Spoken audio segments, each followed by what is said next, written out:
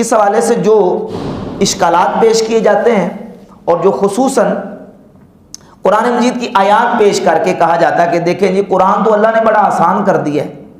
تو قرآن کو سمجھنا اور اس کا مطلب مفہوم بیان کرنا بڑا آسان ہے، ایسے مولویوں نے چکر میں ڈالا ہوا ہے۔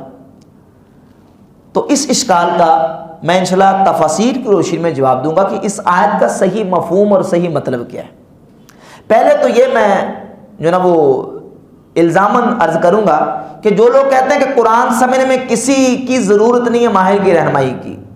تو ان کے لیے ایک سمجھے چیلنج اور تحدی ہے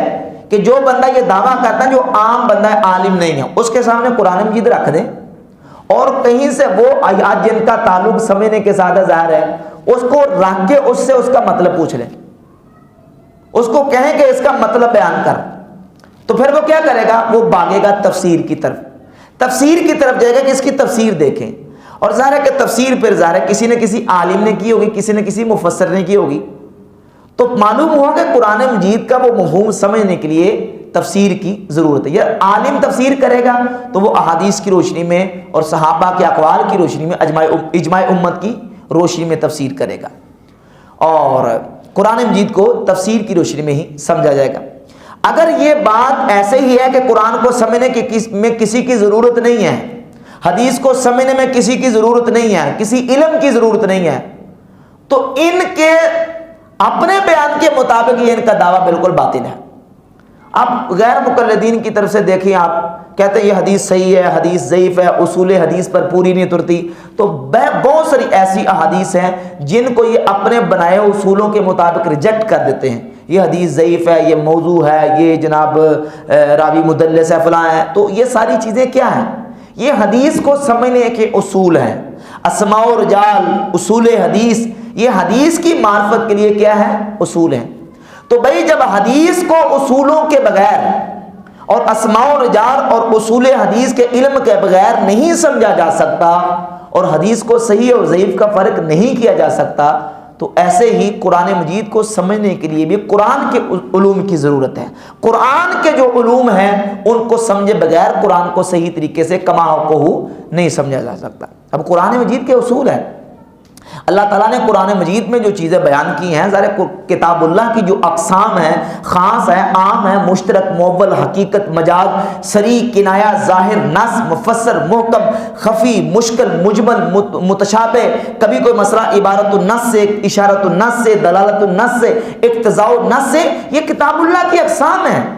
ان کو سمجھنا ضروری ہے۔ جب تک ان چیزوں کو نہیں سمجھیں گے کسی بھی آیت کا مفہوم جو ہے اس کا جو صحیح محمل ہے وہ آپ متعین نہیں کر سکتے۔ یہ مفسرین اس کی تفسیر کرنے کے لیے اور قرآن کی صحیح منشا اور مراد کو سمجھنے کے لیے یہ علوم و فنون جو ہے وہ باقاعدہ سے ان کو مدون کیا ہے۔ جس طرح حدیث کو سمجھنے کے لیے محدثین نے اصول حدیث، اسماء و رجال اور دیگر علوم و فنون کو جو مدون کیا ہے، اس طرح قرآن مجید کو سمجھنے کے لیے مفسرین کرام نے ناسخ، منسوخ اور دیگر جو ساری جو چیزیں ہیں قرآن کے جو علوم ہیں،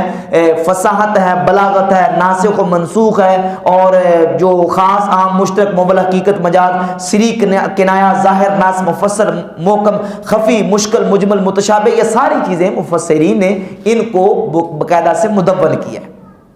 اب اس آیت کا مطلب کیا ہے؟ وَلَقَدْ يَسَّرْنَا الْقُرْآنَ لِلذِّكْرِ فَهَلْ مِن مُدَّكِّرٍ، یہ آیت پڑھی جاتی ہے سورۃ القمر میں۔ اللہ رب العزت نے تقریباً 4 مقامات پہ اس بات کو بیان کیا۔ وَلَقَدْ يَسَّرْنَا الْقُرْآنَ لِلذِّكْرِ فَهَلْ مِن مُدَّكِّرٍ، اس کا معنی کیا ہے، اس کا مفہوم کیا ہے، مطلب کیا ہے، وہ میں آپ کے سامنے واضح کرتا ہوں تفاسیر کی روشنی میں۔ یہ ہمارے پاس تفسیر ہے، تفسیر ابن کثیر، غیر مقلدین کے ہاں بڑی معتبر اور مستند تفسیر مانی جاتی ہے، اور عام جو طبقہ ہے اس کتاب کو عام طور پہ لوگ پڑھتے ہیں، تو یہ کتاب تفسیر ابن کثیر ہے۔ حافظ ابن کثیر اسی آیت کی تفسیر بیان کرتے ہوئے وَلَقَدْ يَسَّرْنَا الْقُرْآنَ لِلذِّكْرِ لکھتے ہیں، یعنی حَوَّنَّا قِرَأَتَهُ، یہ اللہ فرماتا ہے کہ ہم نے قرآن کو آسان کر دیا، حَوَّنَّا قِرَأَتَهُ، یعنی اس کو پڑھنا، اس کی قرأت ہم نے آسان کر دی۔ وقال سدی، اور سدی کہتے ہیں یسرنا تلاوتہ علی الالسن، کہ اللہ فرماتے ہیں ہم نے لوگوں کی زبانوں پر اس کی تلاوت آسان کر دی۔ وقال الضحاک، اور امام الضحاک کہتے ہیں، عبداللہ بن عباس رضی اللہ عنہ سے روایت کرتے ہیں کہ لولا ان اللہ یسرہ علی لسان الآدمیین، اگر اللہ قرآن کو آدمیوں کی زبان پر آسان نہ کرتا، مستطاع احد من الخلق ان یتکلم بکلام اللہ، تو اللہ کی مخلوق میں سے کوئی بھی اللہ کے کلام کو پڑھنے کی طاقت نہ رکھتا، استطاعت نہ رکھتا۔ تو اللہ تعالیٰ نے قرآن مجید کو لوگوں کی زبانوں پر پڑھنے کے لیے آسان کر دیا۔ یہ مطلب ہے آسان کرنے کا، یہ مطلب نہیں ہے کہ ہر بندہ جو ہے وہ اٹھ کے قرآن کو سمجھے اور عمل کرے، یہ مطلب نہیں ہے، بلکہ مطلب کیا کہ ہم نے قرآن کی تلاوت کرنا لوگوں کے لیے آسان کر دیا۔ یہ تفسیر ابن کثیر ہے۔ یہ ہے تفسیر ابن عباس، سیدنا عبداللہ ابن عباس رضی اللہ تعالیٰ سے جو تفسیر ہے، مشہور جو کتاب ہے تفسیر ابن عباس، اس میں سیدنا عبداللہ ابن عباس مفسر قرآن حبر الامہ وہ تفسیر بیان کرتے ہیں، حولنا القرآن للذکر، ہم نے قرآن کو ذکر کے لیے آسان کر دیا۔ ذکر کا معنی کیا ہے؟ للحفظ والقراءت والکتابت، کہ ہم نے قرآن کو حفظ کرنے کے لیے،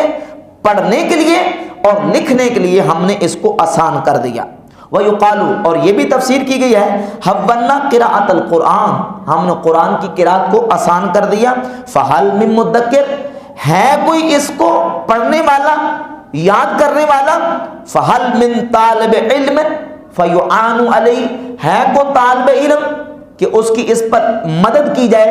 اور اس کے لیے قرآن مجید کو حفظ کرنا اور یاد کرنا آسان کر دیا جائے۔ تفسیر ابن عباس گزری۔ یہ ہمارے پاس ہے صحیح بخاری۔ صحیح بخاری میں امام بخاری رحمۃ اللہ علیہ نے سیدنا مجاہد تابعی، سیدنا عبداللہ ابن عمر رضی اللہ تعالیٰ کے شاگرد سیدنا امام مجاہد تابعی رحمۃ اللہ تعالی علیہ سے قرآن مجید کی جو اس آیت کی تفسیر انہوں نے نقل کی ہے۔ مجاہد تابعی فرماتے ہیں کہ قرآن مجید کی اس آیت کا معنی کیا ہے؟ قال مجاہد، یہ حدیث نمبر 4869 سے نیچے، وَلَقَدْ يَسَّرْنَا الْقُرْآنَ لِلذِّكْرِ فَهَلْ مِن مُدَّكِرٍ، اسی آیت کی تفسیر میں کتاب التفسیر میں امام بخاری رحمۃ اللہ لے کے ہیں۔ قال مجاہد یسرنا حوّلنا قراءتہ، امام مجاہد تابعی کہتے ہیں کہ اللہ فرماتا ہے کہ ہم نے قرآن کو پڑھنے کے لیے اس کی قراءت کو لوگوں کے لیے کیا کر دیا ہے؟ آسان کر دیا۔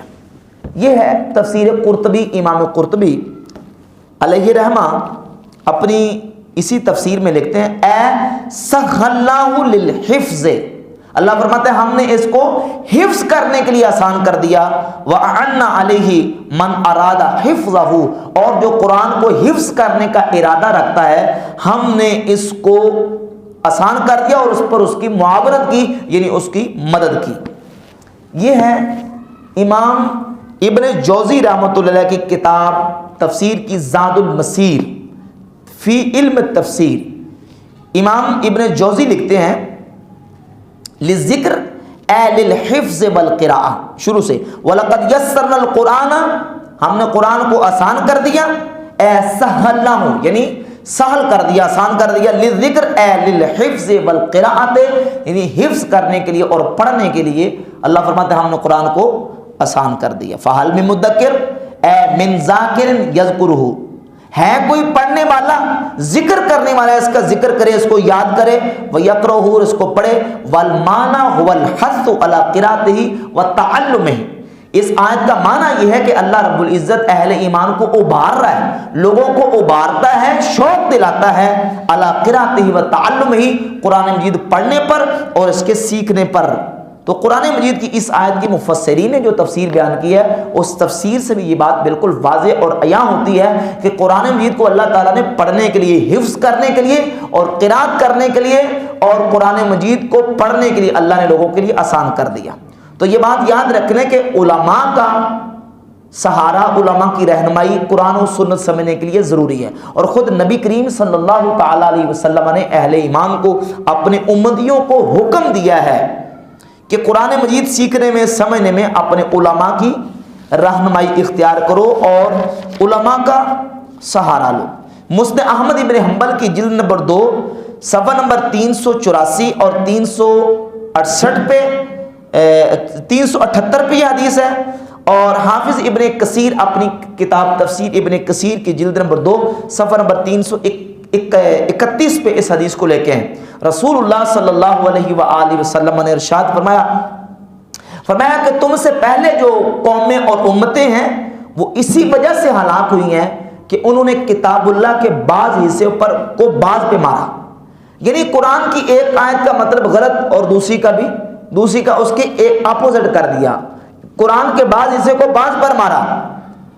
حالانکہ قرآن کا بعض حصہ بعض کی تصدیق کرتا ہے، تکذیب نہیں کرتا۔ تو فرمایا تم بعض حصے کو بعض کے ساتھ مت جٹلاؤ، فما علمتم منہ فقولوا، جتنا تمہیں علم ہے بس اتنا کہو، وما جہلتم فقلوہ الی عالمہ، اور جس کا تمہیں علم نہیں ہے فقلوہ الی عالمہ، اس کو اس کے عالم کے سپرد کر دو، اپنی رائے سے کام نہ لو،